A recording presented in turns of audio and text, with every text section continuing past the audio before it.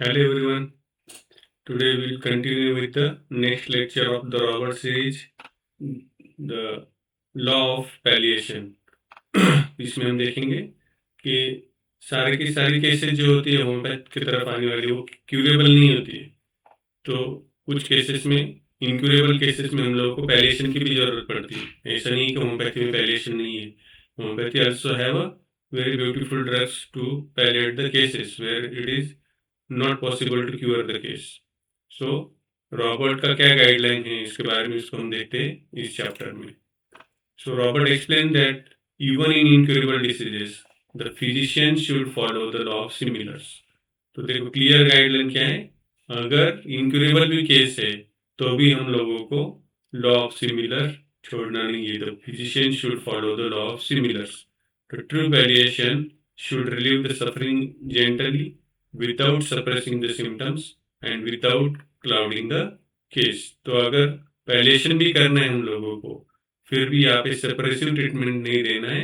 यहाँ पर भी पेशेंट को जो रिलीफ देना है हम लोगों को वो भी जेंटल रिलीफ देना है। तो कैसे देना है? What is palliation?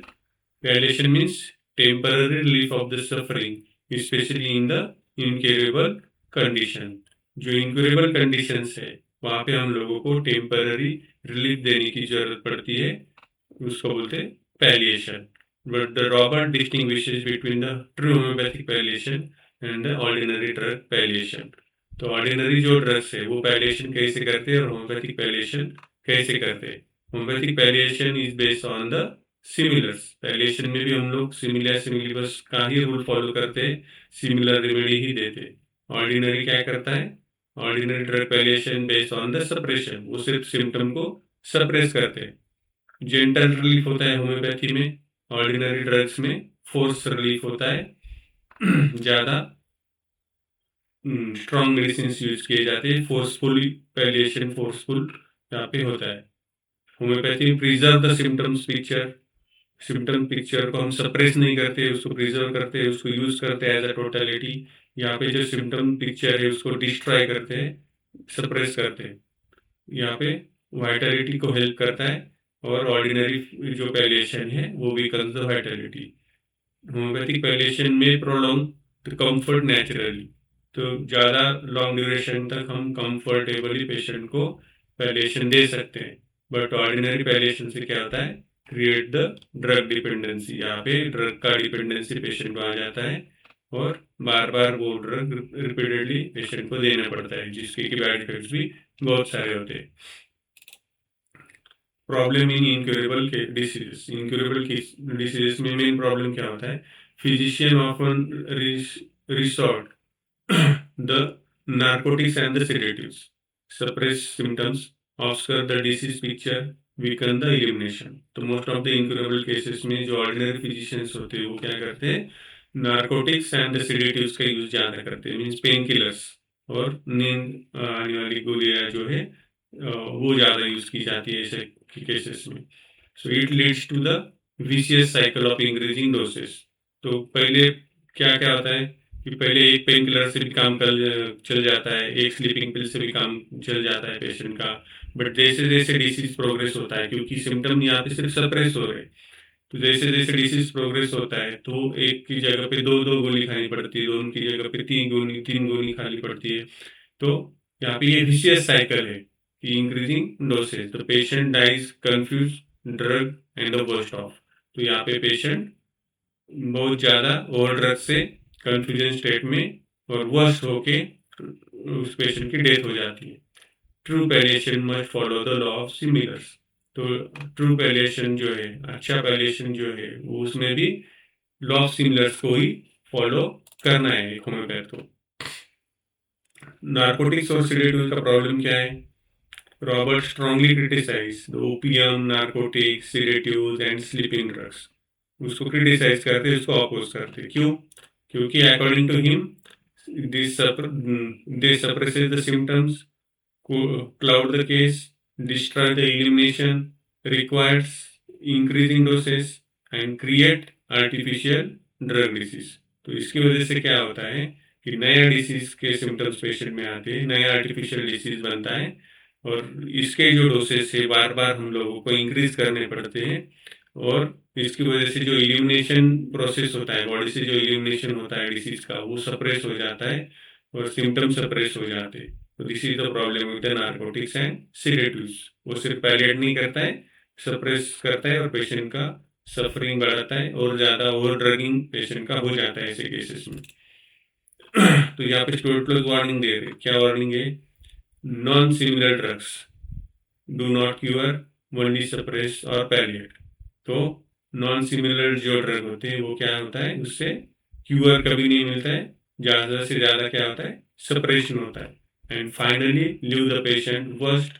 Drugs use in crude dosage depress and destroy the normal reactivity. और जो क्रूड ड्रग्स यूज की जाती है उसकी वजह से क्या होता है, it destroy and depress the normal reactivity of the patient. They do not cure, only suppress or palliate. वो क्यूर नहीं करते हैं, सिर्फ सप्रेस करते हैं और पैलिएट करते हैं। और उसका रिजल्ट क्या है? Transformation into the artificial drug disease. और इतना ज़्यादा रिपीटेशन रूट फॉर्म में करने की वजह से वहाँ पे जो नॉर्मल जो नेचुरल डिसीज है उसके साथ साथ एक आर्टिफिशियल डिसीज जिसको हम बोलते हैं, जो आर्टिफिशियल ड्रग डिसीज भी बन जाता है पेशेंट में, और पेशेंट और ज़्यादा वर्स्ट होता है। तो homeopathic law of similars avoid this trap. और होम्योपैथी का अगर सिमिलस क्यूरेंटर प्रिंसिपल हम यहाँ पे अप्लाई करते हैं तो इस ट्रैप से हम पेशेंट को बचा सकते हैं। अभी होम्योपैथिक पैलिएशन क्या है? Even incurable patients can often receive relief, comfort, better sleep, less pain and emotional calmness. तो होम्योपैथी से इंक्यूरेबल केसेस में भी हम ये सारी चीज़ें पेशेंट को ऑफर कर सकते हैं। रिलीफ दे सकते हैं, उसका स्लीप बेटर कर सकते हैं, उसको पेन कम कर सकते हैं, इमोशनल कामनेस उसमें ला सकते हैं। और वो कैसे ला सकते हैं? Through the correctly selected similar remedy. Role of the similar remedy. तो सिमिलर रेमेडी जो है वो कैसे काम करते हैं? Even in incurable cases the similar remedy brings the real relief, often several days or longer. It can be repeated when symptoms return. तो यहाँ पे अगर सिमिलर रेमेडी हम देते हैं तो पेशेंट में रिलीफ मिलता है, और हम रेमेडी को रिपीट भी कर सकते हैं जब जरूरत पड़ेगी, जब पेशेंट के पेन्स वापस आ जाए। So the case may need early taking if new dominant symptoms appear or arise. तो पैलिएशन में अगर हम एक रेमेडी सिलेक्ट करते हैं सिमिलस क्यूरेंटर का प्रिंसिपल यूज करके, और वो रेमेडी काम करना बंद कर दिया, तो हम लोगों को क्या करना है? रीटेस्टिंग करना है, और नया जो डोमिनेंट स्टेट है, जो नया जो डोमिनेंट सिम्टम्स का प्रेजेंस है, उसके अगेंस्ट टोटलिटी बना के हम नया रेमेडी दे सकते हैं जो कि और अच्छा पैलिएटिव करके काम करेगा पेशेंट्स में। यहाँ पे एग्जांपल दे रहे रॉबर्ट, ताकि हम और अच्छे से अंडरस्टैंड कर सके प्रॉब्लम क्या है पेशेंट का। कैंसर का केस है, यहाँ पे इंक्यूरेबल केस है कैंसर का, और वो पैलिएट कर रहे रॉबर्ट। क्या लिखते हैं? प्रॉब्लम है involuntary urination in an incurable cancer patient है। कैंसर पेशेंट है और उसमें इनवॉलंटरी यूरिनेशन का प्रॉब्लम है। तो रेमेडीज कंसिडर्ड, तो ये सारे रेमेडीज आर्सेनिक, नाइट्रोमोर, पल्सरीला, रस्टॉक, कॉस्टिकम, ये सारे रेमेडीज इनवॉलंटरी यूरिनेशन में बहुत अच्छे से काम करती है। तो ये सारे रेमेडीज उन्होंने कंसिडर किए। Because the patient belong constitutionally to the calcarea group, the causticum 200 was selected. तो कॉन्स्टिट्यूशनल जो है पेशेंट का वो कल्किरिया है, और इसीलिए कॉस्टिकम रेमेडी जो है वो सिलेक्ट किया। कॉस्टिकम क्यों? क्योंकि कल्किरिया ग्रुप का रेमेडी है, सॉरी कॉस्टिकम कल्किरिया ग्रुप से रिलेटेड रेमेडी है, तो उसको सिलेक्ट किया रॉबर्ट ने यहाँ पे। तो result, bladder control return, patient become more comfortable. तो ब्लैडर जो कंट्रोल है, जो इनवॉलंटरी यूरिनेशन था वो कंट्रोल हो गया, और पेशेंट का जो कंफर्ट लेवल है वो बढ़ गया, जो डिस्कम्फर्ट लेवल में था patient because of the involuntary urination. So this is the palliation by the Simenon remedy. Palliation of the insomnia. Another example, Robert says insomnia should not be treated merely with the sleeping drug. तो sleeping drug से insomnia कभी भी treat नहीं करना चाहिए. Instead, the physician must study modalities, concomitants, fears, thermal state, mental condition, और उसके आधार पर रेमेडी सिलेक्ट करना है। Means totality of the symptom, modalities क्या है, कॉन्कोमिटेंट क्या है, थर्मल स्टेट क्या है पेशेंट का, मेंटल कंडीशन कैसा है, ये सब देख के हम लोगों को इंसोम्निया के लिए रेमेडी देना है। तो insomnia should not be drug, instead remedy chosen according to the concomitants, coldness, rush of the thoughts, fear, timing of the wakefulness etcetera, ये सारी चीजें कंसिडर करके हम लोगों को इंसोम्निया के लिए रेमेडी देना है। Examples of important concomitant in insomnia, तो इसी एग्जाम्पल में थोड़ा सा कॉन्कोमिटेंट सिम्टम का एग्जाम्पल दे रहे हैं हर्बर्ट रॉबर्ट। उनका ऑब्जर्वेशन है इंसोम्निया के केस में worst after midnight important is for the remedy differentiation. Fear while falling asleep, important mental symptom है for the differentiating. Rush of the thoughts, it is a characteristic symptom. Needs heavy covering, anxiety about the business. These are the observations and the importance क्या है? Remedy differentiation, important mental symptom, characteristic symptom, thermal modality, and causation. So this is the important concomitants in the insomnia. Palliation of the pain. Palliation of the pain means pain में हम कैसे palette करेंगे इसके बारे में लिखा है।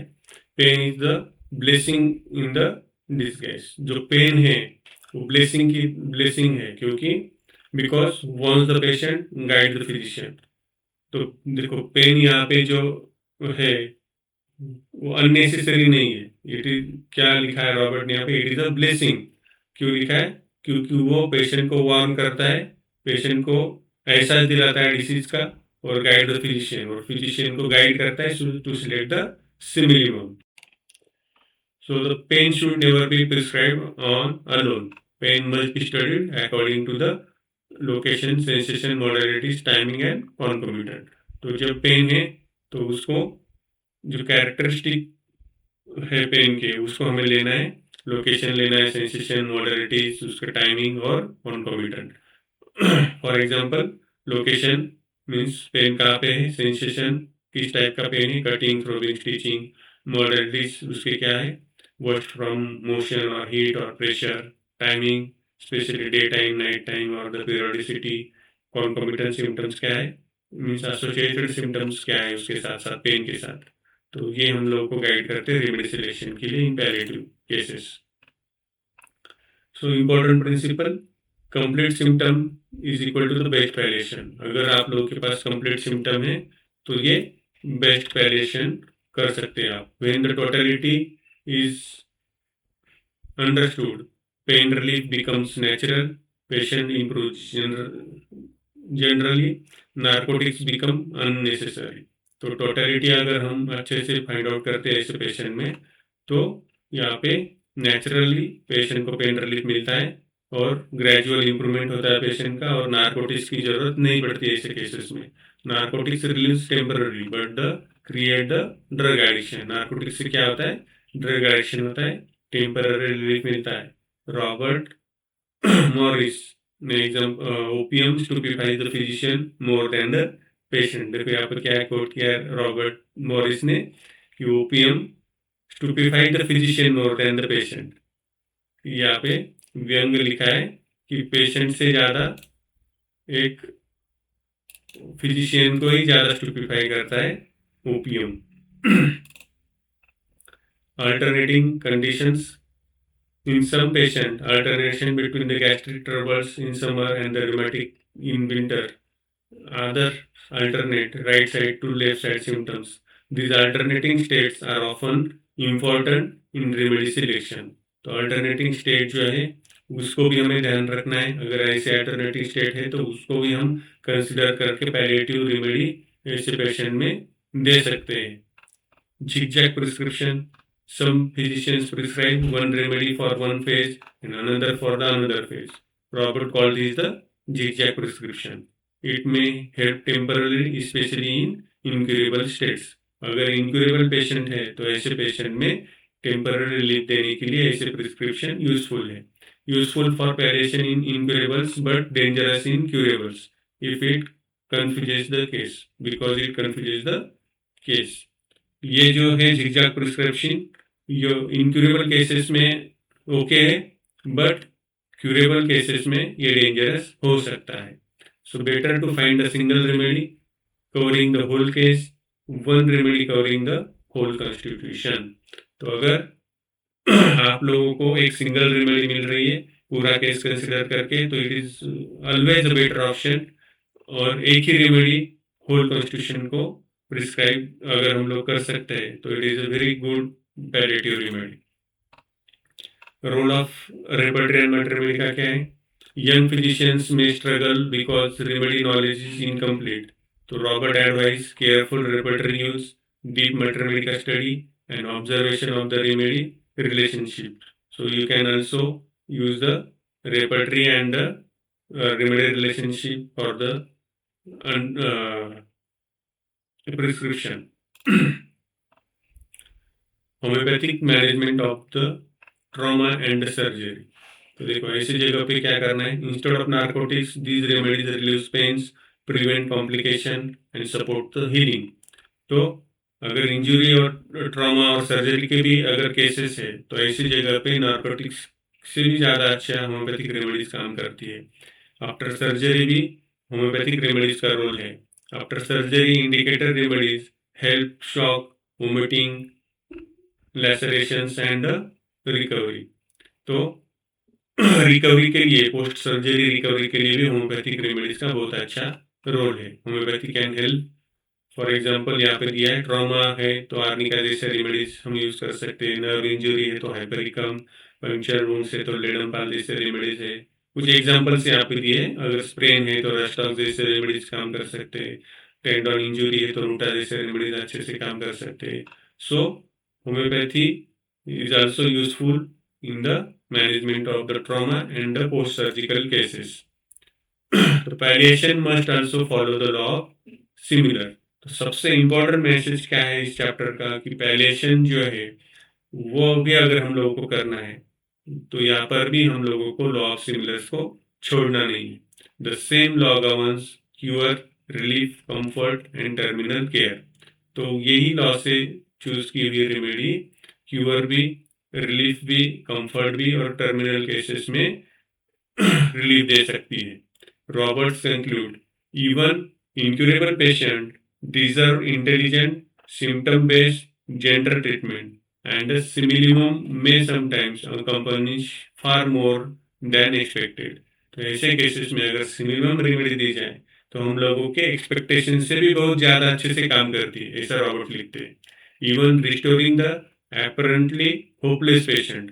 तो कुछ होपलेस पेशेंट में भी प्रॉपर सिमिलम अगर रेमेडी दी जाए तो उसमें भी रिकवरी दिखती है. इवन द इनक्यूरेबल्स सिमिलम में surprise us with the cure. लेकिन कुछ इनक्यूरेबल केसेस में भी अगर प्रॉपर सिमिलम दी जाए तो यहाँ पे हम लोगों को सरप्राइज भी मिल सकता है कि ऐसे केसेस भी क्योर हो सकते हैं. नॉट जस्ट पैलिएशन, सिर्फ पैलिएशन ही नहीं होता है, कभी कभी ऐसे केसेस में भी हम लोगों को क्यूर मिल जाता है. So difference between the suppression and the homeopathic palliation.